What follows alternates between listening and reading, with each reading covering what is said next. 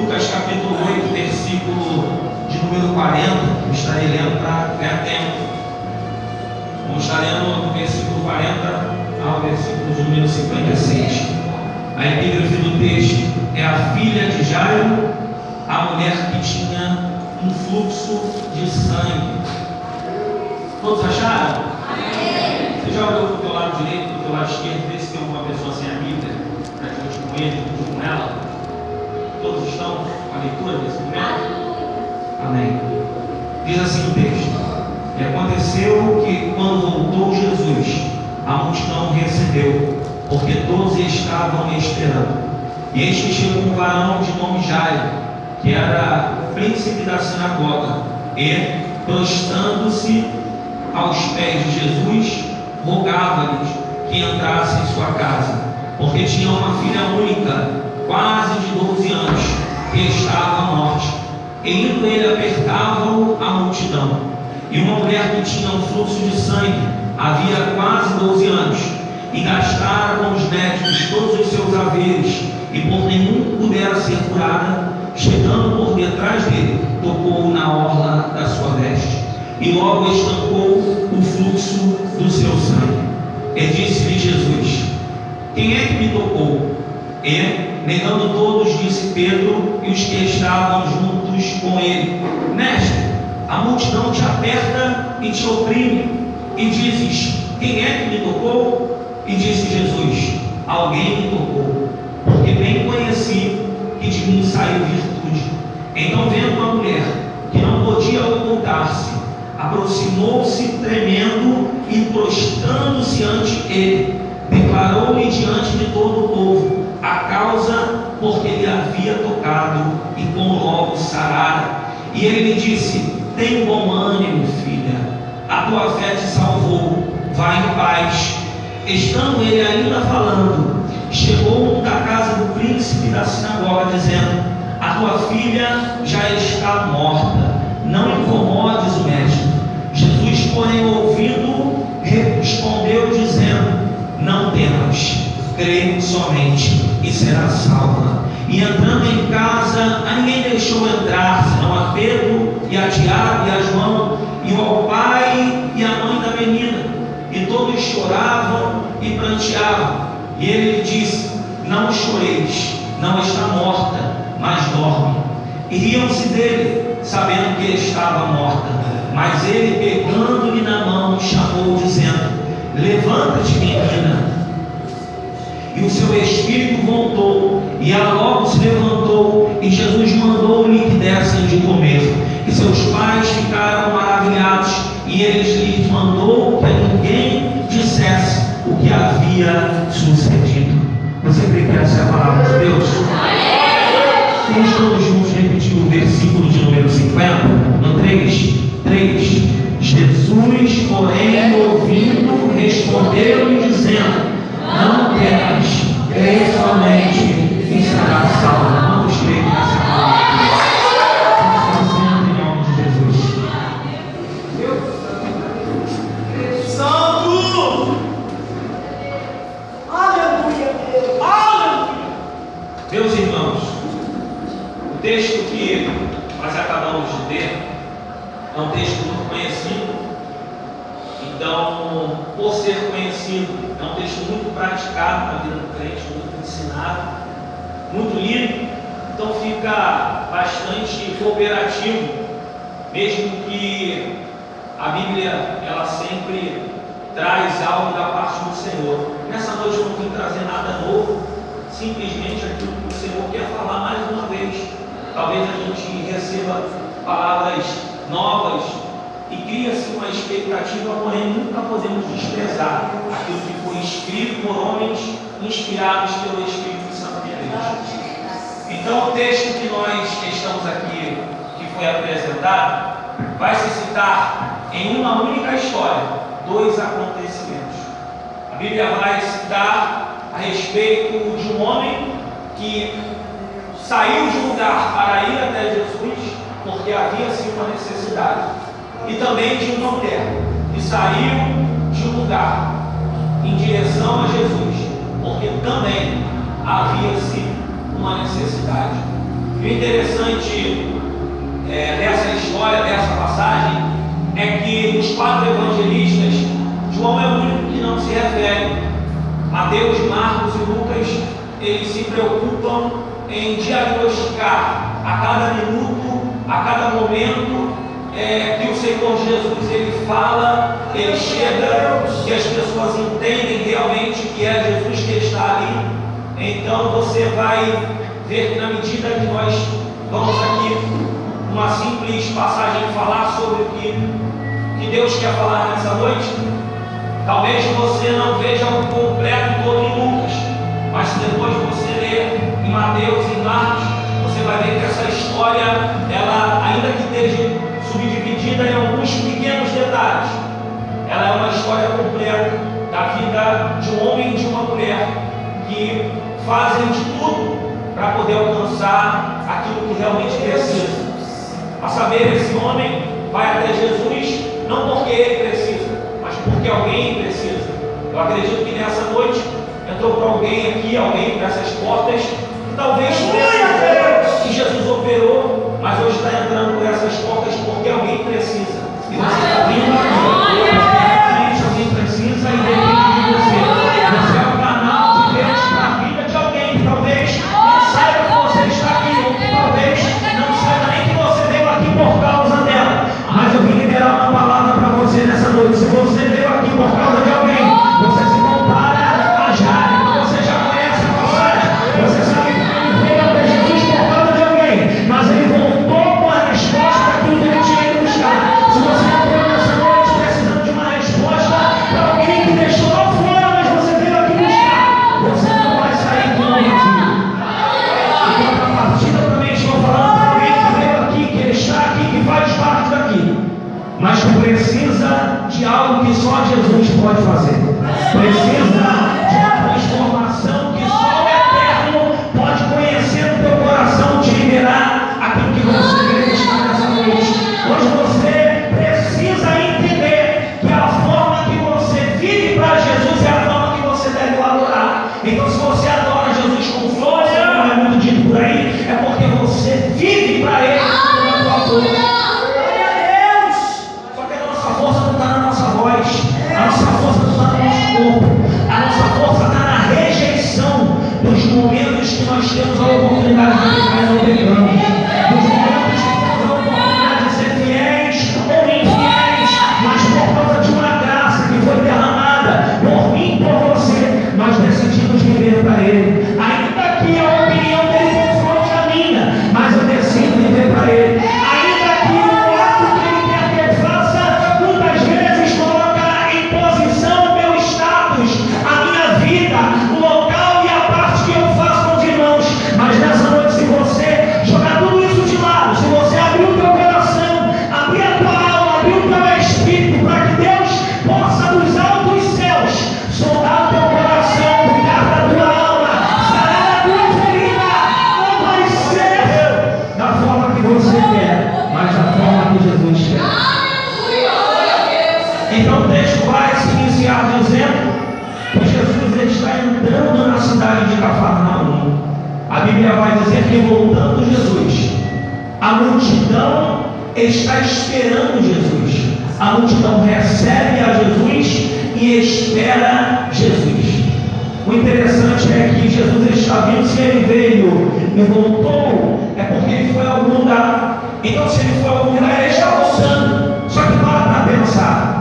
O lugar que Jesus está vindo, ou o lugar da onde Jesus está vindo para a cidade de Cafarnaum, é a cidade de Gadara. A saber, Jesus pregando o sermão na praia, atravessa junto com os discípulos do mar a direção da cidade de Gadara. Outro texto muito conhecido, o endemoniado de Gadareno, ou os endemoniados de Gadareno, ou o endemoniado de Gadara. Jesus e os discípulos estão pelo alto mar indo à cidade, porque Jesus queria operar algo ali. Jesus precisava ir naquele lugar. E o interessante é que muitos dizem que os ventos contrários que o mar teve a oportunidade de tentar sucumbir o barco eram as influências malignas dos demônios da cidade de Gadara. Pois bem, o texto não diz isso, mas Jesus está no alto mar, A Bíblia vai dizer que existia um jovem ou jovens, inclusive um jovem tinha sido possesso por demônios, porque existe a possessão de demônio dentro da pessoa, e também existe a possessão de demônio intelectualmente espiritual. A pessoa vai executar coisas e nem saber por que está fazendo, porque também está possessa de demônio. Mas esse jovem está com o demônio dentro dele, ao ponto das pessoas da cidade não puderem passar pela localidade que ele está. Lucas também vai dizer que esse mesmo jovem, ele entrava pelos sepulcros, ainda que ele estivesse acorrentado, ainda que ele estivesse algemado, porque a população fazia isso. A população algemava aquele jovem tentando o conter, e a Bíblia vai dizer que ele comia das vísceras dos mortos daquele cemitério. Para um homem fazer isso, para um ser humano fazer isso, ele está completamente fora de si. E o interessante disso é que essas pessoas procuravam sempre algemar, procuravam sempre amarrar, mas ninguém estendia a mão para poder ajudar, ninguém estendia a mão para liberar uma ajuda para talvez alguém que precisava de uma oportunidade. E isso aqui é um parêntese que eu abro para a nossa vida. Existem certas pessoas que estão possessas, que estão precisando de uma libertação, de uma cura na sua vida, mas parece que ao invés de nós estendermos a mão, nós acorrentamos a pessoa no pecado, nós acorrentamos a pessoa na necessidade. E de fato Jesus deveria trabalhar, e agora eu não olho para a necessidade que Jesus tinha que fazer, mas eu olho para a necessidade que ele vive. Está vivendo algemado, está vivendo amarrado, e agora vai ficar mais preso, vai ficar comendo víscera no inferno, mas eu não me preocupo em estender a mão para poder ajudar aquele que de fato está precisando. Então Jesus tem que atravessar uma cidade, o alto mar, chega naquele lugar. A Bíblia vai dizer que Jesus nem precisou falar, é assim mesmo. Tem lugar que Jesus entra e aonde tem o mal, vai ter que sair. Jesus entra e liberta aquele jovem tenta ficar com Jesus, porém, a Bíblia vai dizer que Jesus chega para ele e fala: teu caminho é outro, você tem que seguir agora, eu vou estar contigo, mas não vou estar presente. Então, a Bíblia diz que, por causa disso, Jesus expulsando os demônios que estavam dentro daquele jovem entraram nos corpos. Nos corpos automaticamente se suicidaram. Então as pessoas que estavam na cidade de Gadara se preocuparam mais em perder os corpos do que um jovem que comia defunto estando agora liberto. Tem pessoa que não olha para o que Deus fez na vida da outra, ela olha pelo que já fez, ela olha o que perdeu. Então agora Jesus está querendo ensinar que mais vale o que Jesus está fazendo do que o diabo já fez lá atrás. Jesus liberta aquele jovem, e por causa disso a Bíblia vai dizer que a multidão expulsou Jesus, que a multidão pediu para Jesus partir. E não é a primeira multidão na Bíblia que expulsa o nosso Salvador. A Bíblia vai dizer que no local onde Jesus deveria fazer mais milagre, que era Jerusalém, Jesus encontrou ali muitas pessoas sem fé, muitas pessoas que não queriam ouvir. E por causa disso ele mesmo disse: ó Jerusalém, Jerusalém, quantas vezes eu quis lhe ajuntar, como a galinha ajunta os seus pintinhos. Então Deus ele procura pessoas que ainda que estejam passando por dificuldade, tenham fé, ainda que estejam enfrentando problemas que só Deus pode operar. Dentro dela existe algo, e esse algo é chamado fé, é um fundamento. A Bíblia vai dizer que a fé ela é algo permanente, é algo simples, não é uma maneira intelectualidade. A fé é um fundamento, ela é algo sólido, ela é algo vivo, ela é algo que me faz entender que ainda eu fraco, eu sou forte, que ainda eu não tenho nada, mas eu já tenho tudo, que ainda eu não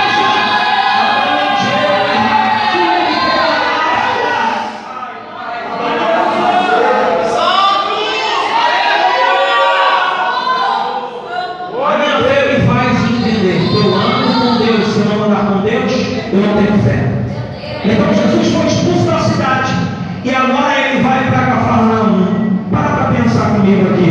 Jesus foi expulso de uma cidade, só que tem outra multidão recebendo Jesus e também o esperando. Pessoas que estão esperando ansiosamente o mestre chegar, pessoas que estão ansiosamente recebendo da melhor forma para que ele entre na cidade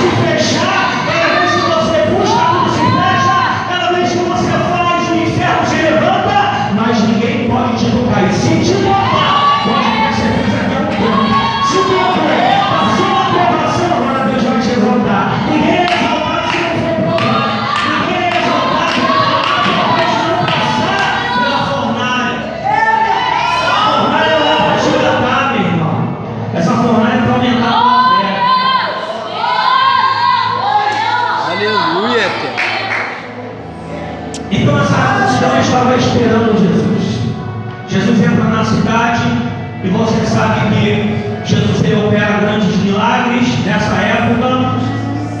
Então, quando Jesus ele está com a multidão palestrando, ensinando, a Bíblia vai dizer que um homem chamado Jairo, esse homem chamado Jairo não era um homem comum. Na sociedade daquela época, Jairo era uma pessoa importante. Primeiro, ele sendo judeu, além de judeu, ele era responsável da sinagoga de Cafarnaum. Cada cidade tinha uma sinagoga, cada província tinha um templo. E Jairo era, nos dias de hoje, o dirigente daquela sinagoga. E aí você sabe que além de Jairo, toda a sinagoga tem 10 judeus responsáveis pelo culto, pessoas que são designadas a fazer o ritual do culto, cuidar das pessoas. E já sabemos que as mulheres não tinham oportunidade de entrar naquela época, tinha sido lugar apropriado fora, né? E é bem verdade que Jesus é bom e hoje você está aqui dentro, né? Então, glória a Deus. Deus criaram algo que não era de Deus. Deus foi transformou e nos está aqui dentro. Graças a Deus. Então, a Bíblia vai dizer que Jairo entra na história, chegando até Jesus e se prostrando. Se prostrando a Jesus, Jairo pede uma ajuda, Jairo pede um socorro. Jairo diz que a sua filha está precisando que Jesus vá até a casa dele. Você conhece o texto. Mas o interessante é que aqui Jairo demonstra uma virtude. Jairo, com toda essa responsabilidade. Você sabe que o Evangelho de Jesus, pregado por ele, pregado pelos discípulos, desde que Jesus se manifestou como Filho de Deus, a perseguição foi se iniciada. Então, onde Jesus ia, tinha-se perseguição, porque a primeira vez que Jesus teve a oportunidade de falar dentro do templo, a primeira vez que Jesus teve a oportunidade de mencionar algo dentro do templo, a Bíblia vai dizer que ele menciona, pega no texto e fala sobre Isaías. Automaticamente os judeus esperam que depois da palavra Jesus venha transmitir aquilo que a palavra diz. E aí Jesus fala, isso aqui que eu acabei de falar, e você sabe, né? Que fala de Isaías que ele vai se manifestar. Isso aqui se cumpre hoje. Eu sou tudo isso que Isaías está dizendo. Então a multidão, os judeus automaticamente acharam aquilo uma infâmia e começaram a perseguir Jesus. Então aonde Jesus andava, automaticamente os judeus mandavam esse recado. Naquela época não tinha WhatsApp, então era mandado por carta para não receber Jesus no templo. Porém, a autoridade que Jesus tinha, automaticamente, você vai ver no texto aqui que eles chamam Jesus de mestre.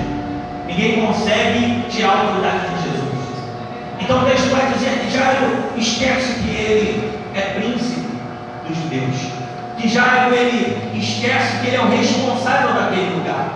Jairo se prostra ao Senhor, pedindo socorro. Jairo coloca de lado a sua posição, o seu cargo, o seu domínio sobre aquele lugar e demonstra para Jesus perante aquelas pessoas que alguém que precisa, que necessita de alguma coisa, precisa entender que a tua necessidade tem que ser maior da posição que você é. Tem muita gente que erra e que não tem a cara de ir até Deus, de ir até Jesus, de demonstrar, ir até o pastor, ou ir até alguém que de fato precisa ouvir a pessoa. Ela não demonstra por causa da opinião dos outros. Já não está preocupado com isso. Já não está preocupado porque a sua filha necessita de um milagre. E ele sabe que o milagre pode vir através de Jesus. Tem muita gente que sabe o caminho, mas não quer enfrentar o caminho. Tem muita gente que sabe o procedimento que é, mas não quer fazer, porque se fizer, talvez vai perder o microfone da sua mão. Talvez vai perder a oportunidade da sua mão. Talvez vai perder o carro que está fazendo. O carro não é nosso, o microfone não é nosso, a Bíblia não é nossa. A igreja somos nós. Tem muita gente que dá mais validade a material, porque isso aqui é material, ainda que seja para o Senhor, é um material. Tem muita gente que está se preocupando no que o A, no que o B, no que o C vai falar, mas está com a vida toda irregular, está com a casa toda arrebentada, mas não quer nem ter a cara de pau de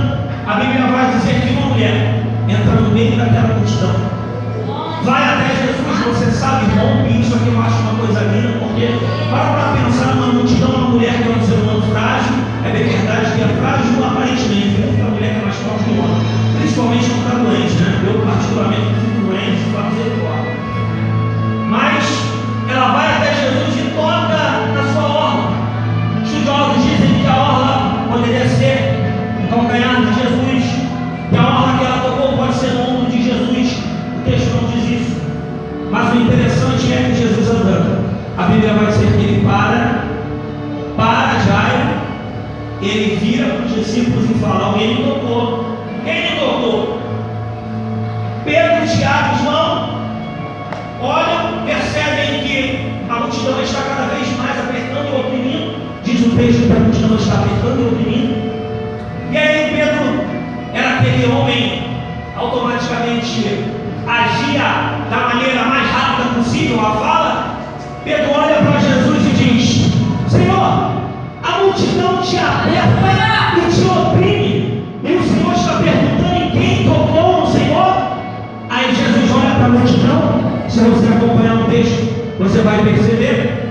A Bíblia vai dizer que Jesus fala: quem me tocou? A pergunta agora é para a multidão. E dentro dessa multidão, uma mulher se manifesta. Ela vem até Jesus. O texto está dizendo que ela está tremendo e temerosa, e ela se prostra ao Senhor. E aqui fica mais uma dica que nós falamos em Jairo. Aquele que precisa, aquela que precisa alcançar algo em sua vida, só pode chegar na maneira de Jesus de uma forma: se prostrando ao Senhor. Digamos, a minha necessidade é muito grande, se prostre ao Senhor. Digamos, a minha guerra você não entende, se prostre ao Senhor. Porque quando você se prostra, você se coloca na posição de servo. E quando você se coloca na posição de servo, o Senhor entende que Ele é o teu Senhor. Então Ele tem agido a vida.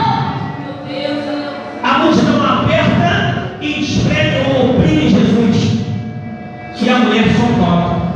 Aqui o Senhor deixou 3 tipos de pessoas no meio da multidão: aqueles que oprimem Jesus, aqueles que apertam Jesus e aquela que toca. Diego, o que você quer dizer com isso?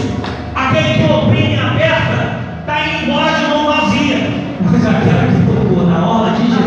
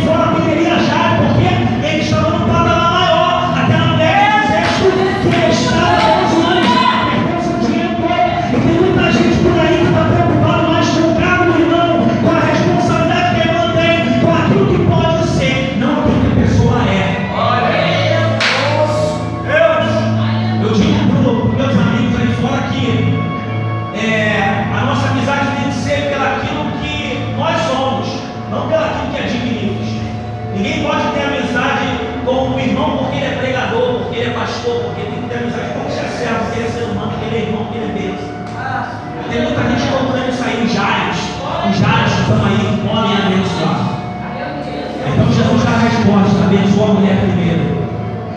Jesus está indo em direção à casa de Jairo, porém a Bíblia vai dizer que indo àquele lugar existem pessoas que já estão ali, pagas para chorar, já estão celebrando o funeral de uma menina. O funeral de uma menina que ela não está morta, mas que dorme. E o texto vai se expandindo. A Bíblia vai dizer que Jesus ele entra na casa de Jairo e ele observa, antes de Jesus entrar na casa de Jairo, ele está falando com a mulher: vai, porque a tua fé te salvou. Porém o texto vai dizer que alguém saiu da casa de Jairo e percorreu todo o caminho até onde Jairo estava. Foi até Jairo. Enquanto Jesus estava falando com a mulher, alguém veio até Jairo. Jairo estava esperando Jesus para poder ir para sua casa. Preste atenção nisso aqui. Enquanto Jesus estava falando com a mulher, alguém saiu da casa de Jairo para chegar até ele e falar: Jairo, não insiste no mestre, a tua filha já está morta. Para de persistir, já era, acabou. Não parece muito com algumas situações da nossa vida? A pessoa, em vez de dar um upgrade, não, vamos lá. A pessoa não, deixa quieto, desiste do Senhor. Deus não dá esse negócio. Esse a gente for falar, tem muito casamento se desfazendo por esse modo aí, né? A moto é, né? Toda vez que eu venho, eu sempre falo de casamento de misericórdia. Aí sou provado, sai daqui, só misericórdia. E aí tem muita gente que não conseguiu entender ainda o chamado na vida do casal. O homem é pastor e a esposa não é pastora. Porém, Deus tem um chamado na vida dos dois. O pastor só vai estar de pé se a esposa está com ele. Tem muita missionária que tem um esposo e o esposo precisa estar de pé. Tem muito jovem que está namorando e que precisa também ter esse entendimento, que precisa se namorar com uma intelectualidade de querer casar. Eu nunca vou receber um camarada na minha porta para querer namorar com a minha filha se ele não falar quando vai casar. Mas deve ser daqui a alguns anos, ele não tem que falar. Então, enquanto Jesus está falando com